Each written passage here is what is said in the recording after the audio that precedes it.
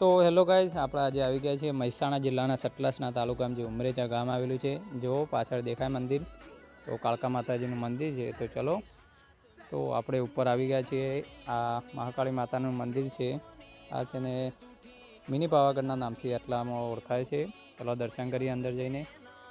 તો જે પણ આવેલા હોય તે કમેન્ટ કરજો. અને અદ્ભુત અને સારું એવું લોકેશન પણ છે. જો મહાકાળી માનું મંદિર છે. આ ઘણી પબ્લિક આવે છે. આજુબાજુ પણ મસ્ત મંદિર બનાવેલું છે. લોકેશન બેસવા માટેની જગ્યા પણ સારી છે.